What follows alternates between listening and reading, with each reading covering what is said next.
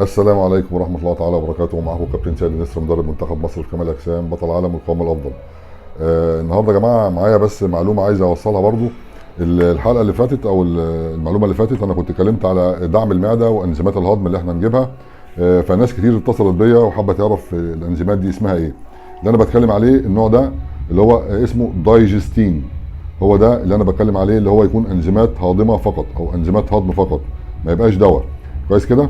دي المعلومه الاولى. المعلومه الثانيه، طبعا احنا في رمضان كل سنه وانتم طيبين والناس كتير بتصوم، الجسم بيفقد املاح ومعادن كتير وقت الصيام، فطبعا ده لازم ان احنا نعوضه. فلازم على الجميع، الكلام للاصحاء ونحط تحت النقطه دي خط، انا بتكلم للناس الاصحاء، على الجميع.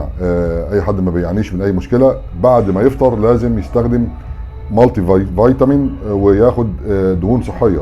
دهون صحيه مش في الاكل وبس، في الاوميجا 3 اللي ما بيستخدمهاش هيبقى اكيد غلطان في حق نفسه، لان مهمه جدا للجسم ومهمه جدا للقلب ومهمه جدا للشرايين. بتقلل الكوليسترول، خصوصا لو انت اكلت اكله مش ولا بد. هي بتساعدك ان الموضوع يكون في كنترول شويه، وبيكون في سيطره على الكوليسترول. فلازم تستخدم الاوميجا 3 وتستخدم مالتي فيتامين تحت اي مسمى. شركات كتير عندنا مصريه وجوده عاليه جدا واسعارها ممتازه. فلازم تستخدم المالتي فيتامين والاوميجا 3 مع دعم المعده زي ما قلت الانزيمات الهاضمه.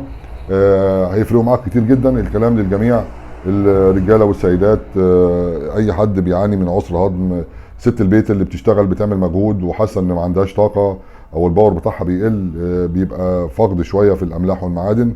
طبعا طول فتره الصيام لازم تعوضه ببعد الفطار ان هي تستخدم المالتي فيتامين المناسب ليها.